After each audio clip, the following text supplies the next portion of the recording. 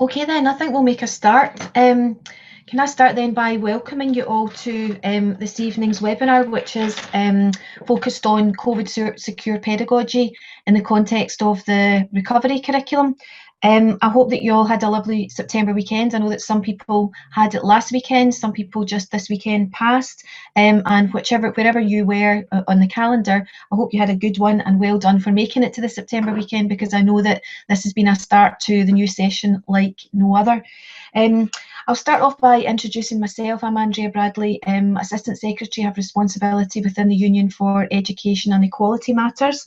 And joining me on the webinar of the EIS staff are Anne Keenan, who's National Officer of Education, Pauline McColgan, who's our SIL project worker, and Lee Meakin, who's our Senior Admin Assistant within the Education and Equality Department. And I can absolutely guarantee you that if it hadn't been for those three, this webinar wouldn't be going ahead, because I'm not that adept at using Zoom or any of these other fancy schmancy platforms that we've all had to get used to using in the last lot of months. Can I ask that everyone has their microphones on mute, please, unless they end up at some point in the, well, certainly within the discussion, you'll have to take your microphone off mute, and later on when we're all back together, if you're one of the lucky people who's going to receive the golden ticket that will enable you to be the person reporting back, you otherwise don't have to have your microphone on. So can I just in the interest of minimising the amount of interference that there might be, to make sure that all microphones are off for the time being. Thanks very much. Pauline, could you start up the presentation, please?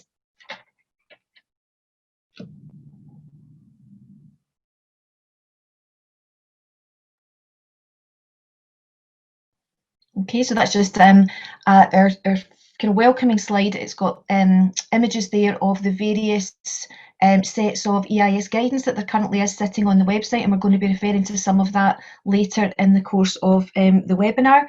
Next slide, please, Pauline. So here I just wanted to outline for you what the aims of this particular session are. We're going to try to do a number of things here. We're going to try to have a bit of focus on the key principles of education recovery. We are going to outline the main elements of the EIS guidance, and we're going to give you the opportunity to share good COVID secure practice, because of course you're the people who've been on the front line. You have been in classrooms from day one of the new school session, and you have had to problem solve your way out of all of the challenges and conundrums that have been presented to us by COVID-19 and all of the public health restrictions that surround that. We're going to, as well as doing that, as well as highlighting some of the challenges, some of the successes that you have been able to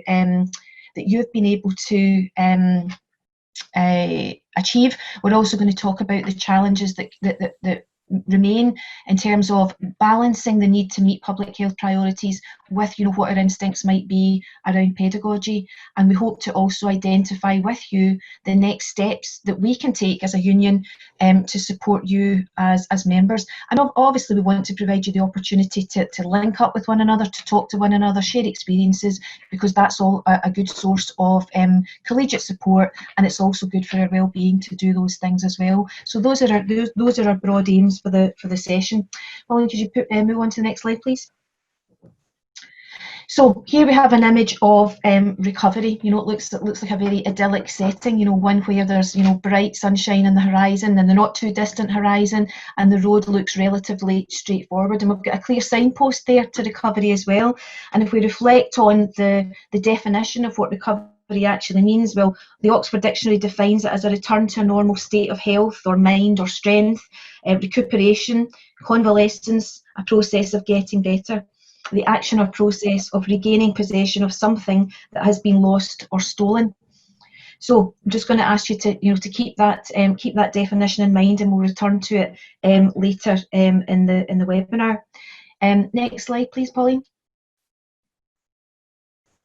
So What want to introduce you, if you haven't been introduced before, to the Derry Girls, and the heading for this slide is what's it got to do with the Derry Girls? What does coronavirus have to do with the Derry Girls? If you haven't been introduced to them, these are a series of the characters from Channel 4, a relatively recent Channel 4 series called the Derry Girls. These are Erin, Orla, Michelle, Claire and James, and you'll notice that James isn't a girl, but he finds himself, for whatever reasons, among this motley crew of young women who attend a Catholic convent school in Derry in the north of Ireland. And the drama is, or the comedy drama is set during the mid-90s, when life for this band of school students was troubled by the usual challenges of adolescence, but against the backdrop of political conflict. And as I said, you might be wondering what this has got to do with coronavirus, but when we show you this little clip from the first series, the first episode of the first series, I'm sure you'll be able to see the parallels. So episode 1, series 1, it's the start of the new term. There's some difference of opinion about the nurturing environment, about the extent to which the school environment is a nurturing one, and the extent to which it's one that people can expect to feel safe and secure. It's a different context entirely from the one that we're in currently, but there is a bit of a reminder of the situation as it relates to coronavirus here as well. So Janie is a prefect. She's very proud of herself. She's leading part of the school assembly on the first day back after the summer holidays. She gives one view of the school environment as a nurturing place where everyone can flourish, and the formidable head teacher, Sister Michael, sees it differently. So Pauline, all being well, is going to be able to play us just this little snippet, and that's going to lead us on to some further reflections on the situation that we're in just now in Scotland in the midst of the coronavirus pandemic.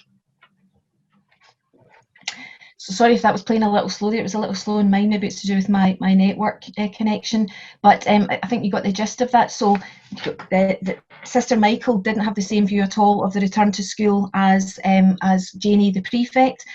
She was clearly issuing some words of caution to all the new girls to the school to watch their backs. She was talking about nurturing well-being being words and sentiments and mere fiction, and she was suggesting that the reality of school life would be much more brutal than that. Now, ordinarily, we would contest that. We would say that there is lots about school that is nurturing and that would be very promoting of our well-being. But at the moment, things are maybe not quite as they're definitely not as they ordinarily would be. And her words of caution around watching our backs and watching one another's backs are absolutely pertinent. Could you move on to the next slide, please, Pauline? Actually, when we look at what the Scottish Government has had to say about the return to school in the context of coronavirus, there's some echoing there of the words of Sister Michael. If we look at that paragraph there that's on display, this is an extract from the Scottish Government guidance on school reopening, and it talks about the return to school in August not being a return to normality, and nor should be expected to be. John Swinney and others within Scottish Government have made it clear that we have to remain vigilant and continue to manage the risks of COVID-19. And at the time of writing, at the time of those words being written, the risks of COVID-19 were significantly lesser than they are currently. So this is something that we have to bear in mind. Sister Michael was issuing words of caution in an entirely different context, but those words of caution in the very real context that we are in now have been issued by Scottish Government. Next slide, please, Pauline. I should have said that guidance that has that within the introductory section of it. It was first issued on the 30th of July, and we're now only at the end of September, and it's in its third version, probably about to be updated into a fourth version next week or the week after, because there are further significant changes afoot that will require to be reflected within it. As Sister Michael had been saying, these words around the need for vigilance and the need to manage risk, these can't be mere words and sentiments. They have to be absolutely at the forefront of our minds. We all have to be thinking about our own safety, that of the children and the young people that we teach, and that of our colleagues. And it has to be a collective, collegiate endeavour as we try to remain vigilant and manage the risks of COVID-19. And all of that, was linked and kind of echoed to some extent, or foreshadowed to some extent, by a letter that came out to directors of education from the Director of Learning, Graham Logan, in June June of this year, this was obviously before the summer holidays, but at the point at which it was anticipated that schools would be returning with all pupils coming back on a full-time basis in August. And the letter that he issued to directors of education was making it very clear that rather than us try to carry on regardless and to adopt a business as usual approach, there had to be, instead of a kind of continuation of our improvement planning strategy, there had to be a recovery planning approach rather than an improvement planning one, and that this should focus on literacy, numeracy, health and well-being centrally. That anything that that schools were aiming to set as objectives at this time had to be manageable and measurable. They had to be clearly linked to achievable outcomes for learners, and it was made absolutely clear within the letter that staff would need to be supported to work in new ways and to be given space and time to work out how to do that. So early on in this process, again, when coronavirus and risk thereof was looking less than it is now, it was very clearly obvious to the Scottish Government, to the Director of Learning within the Scottish Government, that things were going to have to be done differently. Colin, can you move on to the next slide, please?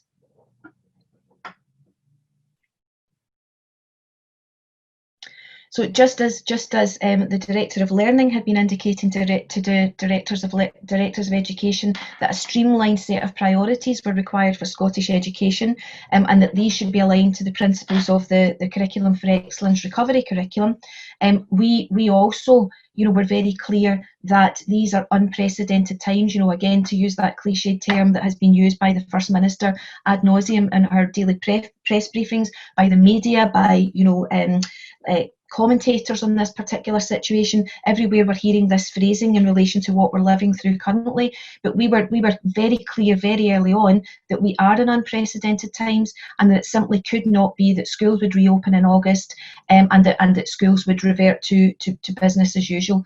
That we were clear, even when the risk was less than it is now, that COVID-19 hadn't disappeared, and that the well-being impact of the first a lot of months of it from March onwards would have been significant, both on pupils and on staff, and continues to be so for many families for a variety of reasons, and particularly those families who, prior to coronavirus, were already at a socioeconomic disadvantage.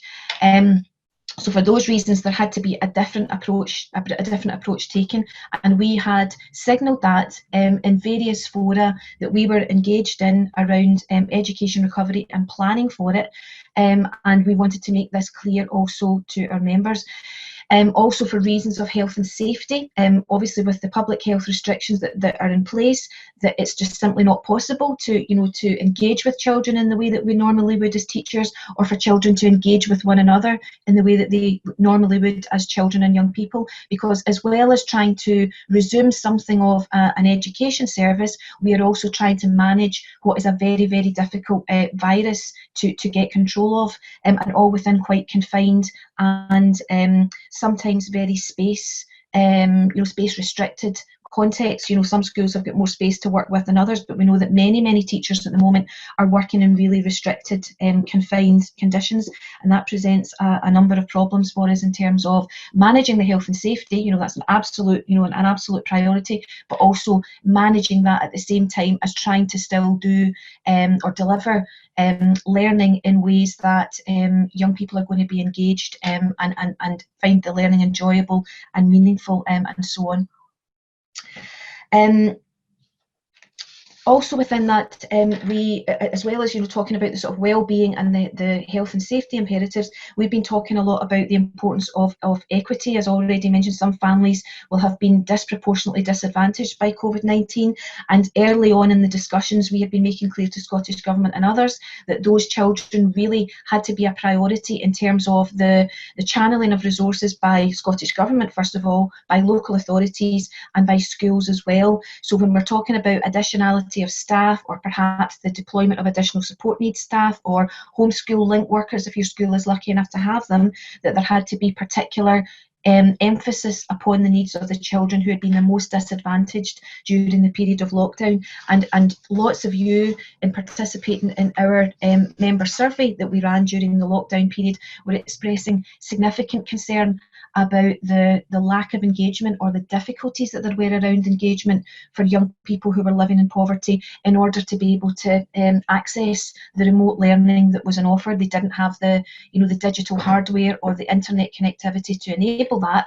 So those young people are coming from they're coming from a place of much greater and deeper learning loss than maybe the more affluent children who for the period of lockdown had access to all of that learning and to a large extent benefited from it, and also had the support of parents at home who were able to devote time to support them with that learning, whereas kids whose families were more challenged by poverty anyway and by the rigours of coronavirus didn't have that kind of home support. So there's a real equity issue that needs to be addressed. And I know that you as teachers will have been doing that in the first 6 weeks since schools reopened, but that's going to have to be a long-term endeavour in order that the ground can be made up for that particular cohort of children.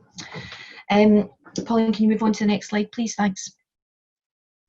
Okay, so looking again at that image of the road to recovery, clearly, from what I've said about what the EIS understood about the complexity of the situation, from what the Scottish Government has advised about what the priorities should be, and even although there has to be a streamlined focus within the curriculum on literacy, numeracy, health and well-being and equity, it's still a lot that schools and teachers are having to juggle. If we think about the definition again of recovery, and we think about what we said about it being a process of recovering lost ground, a process of returning to good health, to a good state of being, it's important not to lose sight of that word process. Otherwise, the word recovery itself simply becomes another word that's underpinned by weak sentiment. We need to make sure that everything that we're reading about recovery, we're not just reading it and letting it wash over us and us continue to try and do all the things that we previously did. We have to be quite strident about the fact that we are in a recovery phase, and what we are delivering in the way of education should look and feel and sound different from what we would do ordinarily. So this idea of process is important. As we said, we need to be mindful all of the time that just because schools are open, we can't do what we would normally do in the ways that we would normally do them.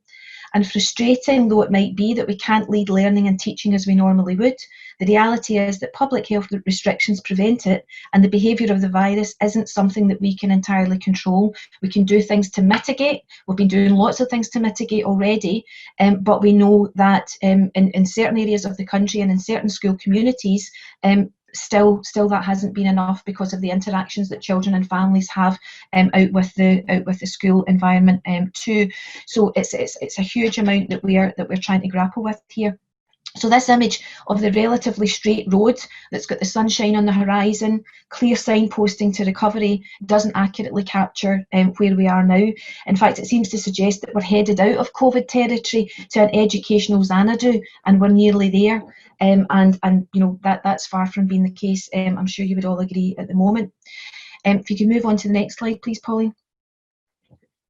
This one here, this image here of a long and winding road, maybe this one with its twists and turns and sharp bends, and the fact that there's no signposting here and we can't see around the corners and there's not much in the distance except more windy road is maybe more of an accurate depiction of where we are now in managing education and trying to deliver something of a meaningful education while trying to grapple with the challenges of COVID-19.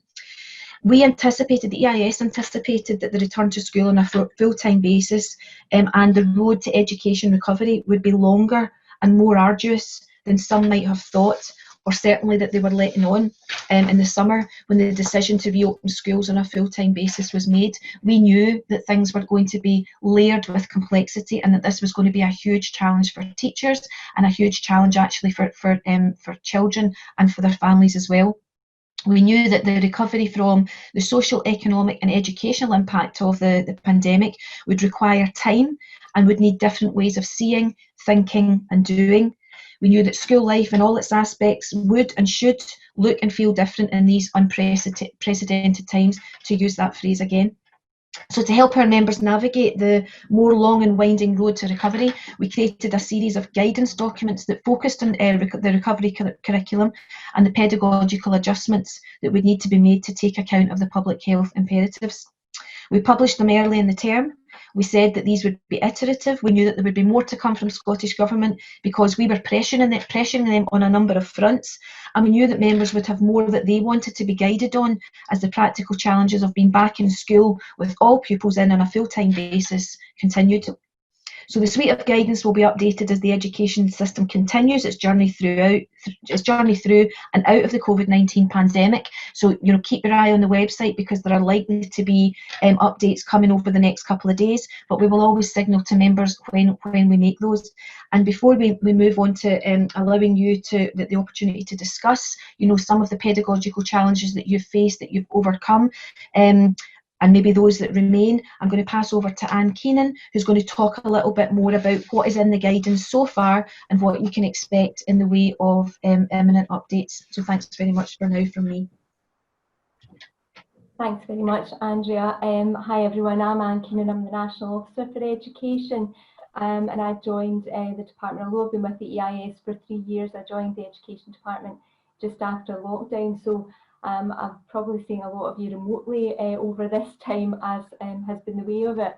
I just wanted to spend some time taking you through the guidance that we've developed, and that Andrea mentioned that was issued around about the beginning of term. We issued this specifically at that time to get it out early for members so that they had a guideline, a basis to start thinking about all the challenges that were coming forward. And when we were producing it, it became really evident to us that this really had to be sector specific, because the challenges that we're facing primary 1 teachers were very different from those that were facing those perhaps in the senior phase. So when you go onto the EIS website, you'll see that there is a range of documents and that they are sector specific, dealing with issues in primary and secondary, and there's also specific documents relating to special education, again for primary and secondary. And we've also produced additional guidance in terms of both risk assessment and some pedagogical guidance for teachers in the early years. Now, each of the guidance documents is expansive, even as it currently sits. As Andrea has indicated, it's the first draft of this. It's an iterative process that is already extending into some 40 odd pages. And I think that highlights the complexities of the issues that you're dealing with on a daily basis. This slide shows just a broad range of the issues that are outlined in the guidelines, and you'll see that it picks up on the issues Andrea's referred to, the importance and underpinning principles of well-being and equity, and how we can strive to ensure that resources are appropriately devoted to try and helping our most vulnerable learners. It looks at the whole principles of education recovery, and importantly takes us back to the principles. The planning for learning and planning should be a tool for you as practitioners, that we shouldn't be getting bogged down, particularly at this time, in detailed plans that serve no purpose. There's some practical advice around collegiate activities and how those can be managed safely, taking cognizance of the physical distancing rules, and looking at things like technology and the use of remote platforms. And Andrea's already referred to the importance of the streamlining of priorities, with a focus on health and well-being, literacy and numeracy. We also take give you some practical pointers in regard to break times and lunch times, and as I say, underpin it all with that, the importance of promoting equity. When we have looked at the guidance, what we've done is looked at the Scottish Government guidance, but we've tried to mirror that and look at how this sits within the confines of EIS policy, so that you've got an overview of how the two sit together and you can apply these practically in your setting. Next slide, please, Pauline. Sorry, could you go one back, Pauline? That's it, thanks. So you can see this slide gives you a bit more detail. It drills down into a bit more of the subject matter that we're covering. And as I say, it's very, there's a lot of information in there. But we wanted to really address the fact that as practitioners, as teachers, our instinct is actually to be close to the children, to be next to them as we're providing support, to look at how we can practically engage with them, to nurture and build attachment, and support them on their educational journey. And we hope that we've captured in some of this guidance the fact that this is an exhausting process for you. Every day you're going into the classroom knowing that things that you would have done naturally in years before, you're having to stop and think and really reflect. Does that reflect health and safety? Am I keeping myself safe? Am I keeping my colleagues safe? Are the children safe?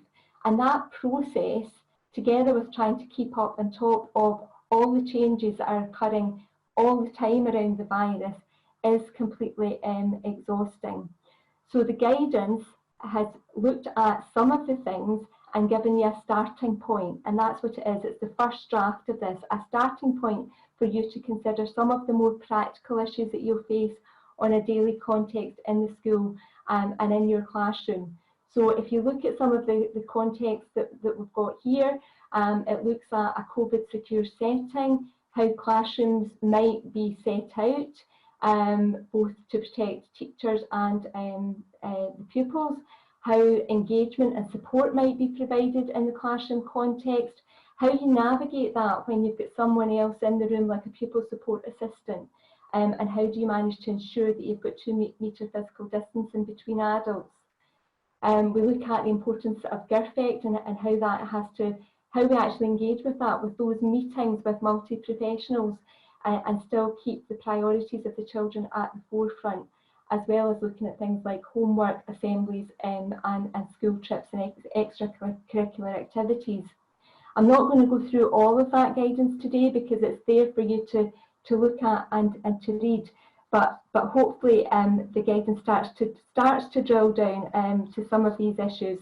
And as I say, this is the first draft that we've had, acknowledging that across the country you're engaging with this and you're dealing with this on a daily basis, and are actually problem solving a number of the issues that we've highlighted in the guidance. So part of what we're interested to hear and to learn from you today is some of the solutions that you've actually managed to come up with to deal with these practicalities and to deliver learning and teaching against a COVID secure background. And if we can capture some of them, then we can amend and update our guidance, because in that sense of collegiality, it will be important to share that good practice. If you could move to the next slide, please, Pauline. But as I've said, it is exhausting, and no longer had we just completed the first draft of the guidance, then we realised that there was more updates to the guidance from the Scottish Government. But also, as with everything COVID related, it's ever evolving. The science is evolving, the medical opinions are evolving, and we're constantly aware that there has to be an update in that guidance for members if it's going to be relevant, and if it's going to try and assist you as a central point of where you can go to get the most up-to-date guidance. And you're having to deal with that on a daily basis. All of us are familiar with, evolving practices, and this is no different. So the guidance that Andrea referred to will be updated in the next couple of days, and it's designed to take account of changes in the Scottish Government guidance, but also to reflect some common questions that we've actually had from members. So we've been contacted by people asking about parents' evenings and the practicalities of face-to-face parents' evenings in the current context. So the advice that has been amended will reflect the importance of really considering, is that type of engagement necessary in the current context, and are there no alternatives to doing to reporting in that way. We look at the whole process of interim reporting and give you advice around both of those areas in the context of the working time agreements. So there's a section on reporting. We've got another section on remote learning and teaching, because that obviously in the current context is going to well, you would imagine that that's going to come up again more and more as schools are having to deal with situations where they are having to close and remove and make learning more online. We've looked at issues around SNSAs and the school-college partnership, because we can't forget that there are situations where our colleagues and college lecturers are invited into schools to deliver aspects of the curriculum. But really, is that necessary in the current day? How do we deal with that? Could it be dealt with remotely? So all of those issues are fleshed out a bit more in the updated guidance. We've also taken the opportunity to look at guidance which has been issued by Education Scotland. Education Scotland were tasked with providing guidance on the practical subjects, and I know we've had many requests for a position from teachers who are delivering these practical subjects in music and drama and so forth, and PE. So this was issued last Monday, and our advice has summarised some of the salient elements that will be relevant for your sector. So the guidance looks at home economics. The guidance that's been issued by Education Scotland is predominantly for secondary schools around home economics, but we've looked at that and taken a risk-based approach for the primary guidance as well. So there's some advice around how to manage that in your setting. There's specific advice around PE, and obviously the recommendation is that that continues to be outdoors at present.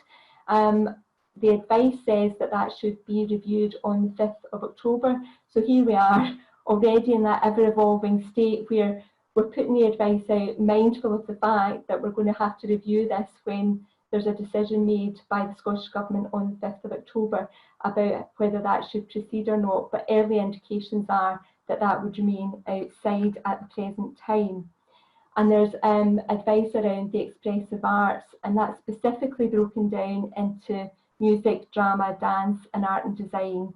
And I know many of our music teachers will still be disappointed to hear that obviously singing and wind and brass, playing of wind and brass instruments is not possible in schools at this stage. But again, it's the health and safety measures that have to drive forward those decisions, and we're obviously taking advice of the public health advice around that. So there's some further details around those practical subjects, around the risk assessments that should be taking place when you're looking at them, and how those risks can be managed and balanced on a practical setting, in a practical way. So we hope that the guidance is of help. We are keeping it under review, and we hope that this will enable you to have one port of call if you want to just check what the current guidance on a particular area is without having to trawl through a myriad of websites. But we are anxious to hear from you, to hear what solutions you've come up with in terms of pedagogy around these issues, and to see if we can take this opportunity to build and share that good practice that you've been developing in this very practical guidance and suite of documents that we have for us. Could you go on to the next stuff? Thanks, Polly. So you've heard from Andrea, you've heard from myself, and now it's time for us to pass over to you. We want to hear from you now. And the next section of the webinar is going to look at 3 principal questions. So one is focusing on that idea of solutions. What has been going well in terms of your own COVID secure recovery practice? What solutions have you been able to find in your own setting? The second question is what pedagogical and or curricular challenges remain? So what areas are still causing difficulties for you in a practical context? And then the last one, what can we as a national body, the EIS, offer to further support in helping you to meet these challenges? Now that might be by way of further representation, by way of looking at our advice and seeing how we can develop that and actually share the practice that we've referred to. So we're going to go into a series of breakout rooms very shortly. I'm sure that these were alien to us all about 6 months ago, but now we're all probably only too familiar with the use of breakout rooms. We're going to ask, as Andrea mentioned, somebody will be given the golden ticket, the special ticket to feed back to us. So when you're going to be feeding back with the number of people that we have on the webinar this evening, we're not going to be able to have long periods of feedback from everybody. So I would ask you to choose one principal point that you want to feed back in relation to each of the 3 questions. And to limit and be as concise as you can with that feedback, because we're going to really be limited to about 1 minute per group in the feedback process. When you go into your breakout rooms, you will be given a Google Doc, which Pauline, who's much more technically savvy than I am, is going to explain to you in a minute. But that'll capture the wider discussions in your group. And that will enable us at a later date to take that away and reflect on the wealth of the discussions that you've had and the breadth of the discussions that you've had in that context. So having set those 3 questions, I'm going to ask Pauline if she can explain the technicalities of how the Google Doc will operate in the separate rooms. Thanks. Thank you, Anne. Hi, everyone. So some of you will have received a link to a Google Doc, and what I'd ask is before you go into your breakout rooms to please click on that link, and that will open up into your browser. It means that you can take that document with you into your chat rooms. And once you're in your breakout room, you can either take the notes on that document, or you can share it with everyone by clicking and pasting it into your chat box, or you can nominate someone else to take your notes, and there's no need to have to save as you type. Just to remind you that there's going to be some brilliant ideas that come up during the chat, and we want to be able to capture your ideas and take them forward as much as we can, and using these documents are going to be the primary way that we can do that. So please don't get carried away with your chat, and remember to save for us. So you're just about to receive a link and an invite to join a breakout room, and you can also ask for help once you're in the room, and I hope you have some good times having chats. Thank you. So it seems then that we have that, you know, there's a lot that we can take out of those discussions, even although they were maybe a bit disparate there, and we were getting the information from different sources. Sorry, whoever, could people make sure that their microphones are on mute, please? Again, thanks a lot. Yeah, like lots of really rich information there. The point about class sizes, that's certainly something that we have been campaigning on, both within the mainstream and within the ESN sectors, and we'll continue to do that. There was a lot of really useful chat around technology and the really good solutions that teachers have come up with to keep kids engaged and to be able to provide meaningful feedback to them. I think that the question that in the group that ended up in the main room, Pam's point about how you engage kids who seem, you know, maybe a bit remote from their learning, you know, a bit displaced from it, how you engage them without actually being able to go over and sit beside them or stand beside them and do all that usual kind of, you know, kind of being with them, you know, kind of being side by side with them in their learning, how we make sure that those kids are not further disadvantaged by experiencing learning in this really unnatural way. And the point about there being these huge variations in terms of the amount of digital hardware that schools have and the quality of the internet connectivity. I mean, that's been an age-old difficulty, but it's one that really has to be fixed, given the situation that we're working in currently, and given too that the Scottish Government has specifically pledged £30 million to address some of that digital divide and challenge that schools and children and families continue to experience. So that's another thread that we'll pick up. But as I said, Anne and I will look really closely at the detail of everything that's been said.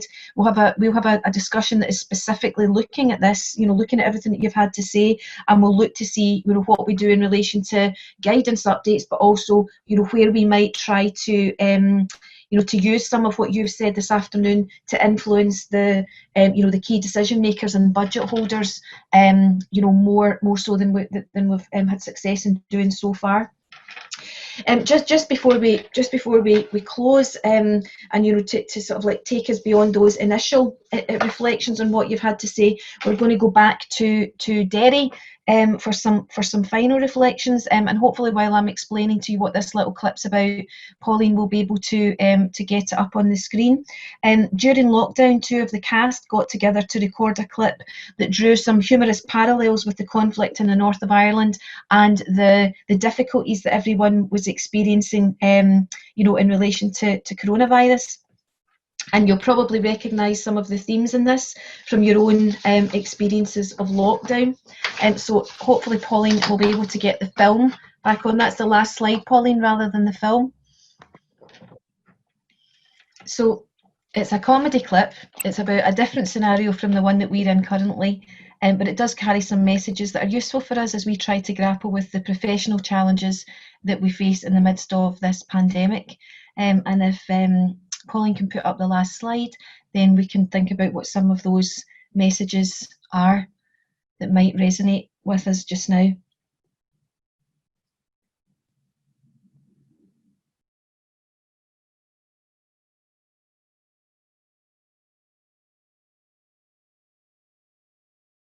Okay, so Erin talks about the need to be clear. For us, that's about being clear on the guidance, and as Anne said, the EIS is a bit of a one-stop shop in terms of all the different versions and iterations that there are, all the different types of guidance that there are. We've tried to bring it all under, certainly in relation to curriculum and pedagogy, tried to bring it all within one document.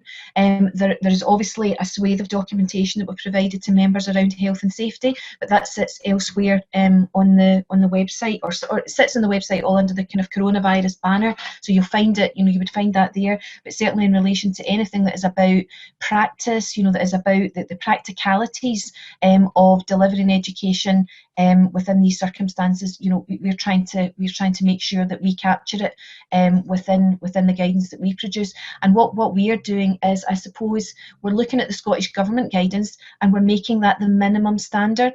Everything that we've written in relation to curriculum, pedagogy, equity, health and wellbeing, everything that we've written is in line with EIS policy, which you will know, exceeds many of the Scottish Government minimum standards. So it's definitely worth making sure that you're familiar or always have handy a link to that guidance so that you can check on anything that you're unsure of. Erin also talked about the importance of staying calm, being calm, and I think that that's really important in the midst of all of this as well. And it sounds like many of you, from the solutions that you have been devising, very much in a kind of co-creative kind of way with your young people. It sounds like that's that's what you've been doing, but it's difficult to be that all of the time, and in order to help us do that, I think it's important to keep a firm sense of what's important. So if you pull that up for us, Pauline, please, and just that next point. Erin talks about that in the clip as well. She talks about the importance of her family and how when she comes out of this scenario, she's really going to appreciate all the things that actually matter. Family being central to that list. She's saying it almost through gritted teeth though, because Orla, who's her cousin, is annoying the hell out of her, in their confinement. But nonetheless, she's trying to keep a firm sense of what's important, and that's exactly what we need to do around the recovery curriculum, around the emphasis on health and well-being, around streamlined priorities. We need to try to not do everything that would ordinarily be expected of us, because what's expected of us in terms of the delivering within the current context is absolutely huge, and it's just not humanly possible to do that and everything else. And not only that, it's not safe to do that and everything else as well. And Pauline, if you could move us on, to help us kind of like keep that firm stance, we need to stick together. We need to work with our colleagues. We need to work with our colleagues within the union branch as well to make sure that we are being firm around health and safety, that we are being firm around what is good pedagogy at this time and what makes sense in relation to what the curricular offer should be, given what the Scottish Government, Education Scotland and everyone else who was signed up to the Education Recovery Group has said about what that should look look like. So doing all of those things, being clear, staying calm, having a firm sense of what's important, sticking together, empowering ourselves, through collegiate practice, and lastly, just to take a wee leaf out of Orla's book, maybe a wee bowl of Cocoa Pops once in a while, that wouldn't go amiss, or a chocolate biscuit, or even a box of chocolates if that's what you like. Just to kind of treat yourself now and again, and enjoy those little simple pleasures that help us to get through difficult days and difficult conundrums. So hopefully you'll be having something healthier than Cocoa Pops for your dinner. But before you go, I'd like to thank you all for joining this webinar and for contributing so well to the discussions, those of you who were able to do that, and those of you who weren't, for being patient and looking to share your ideas within the chat, and hopefully by email, once the webinar is over. And on your behalf, can I also say thanks to Anne and Pauline and Lee, who have been contributing to the webinar too. Lee and Anne and Pauline on your screens, but Lee has been busily working away behind the scenes, getting you all signed up, managing the tech, and making sure that that we were able to be on air for this hour and a half today. So thanks very much to everybody. I hope that you found that useful. We will look at what you've put into your discussions, and we'll give some further consideration to what further kinds of support we might be able to offer, like this or other kinds, to make sure that you have all that you need from us to be able to manage to stay on this road to recovery longer and more arduous and more difficult perhaps than some people were anticipating in the summer, but one that we will definitely get to the end of if we stick together, and if we just keep calm, refer to the guidance, and keep doing what we know is right. Okay, thanks very much everybody.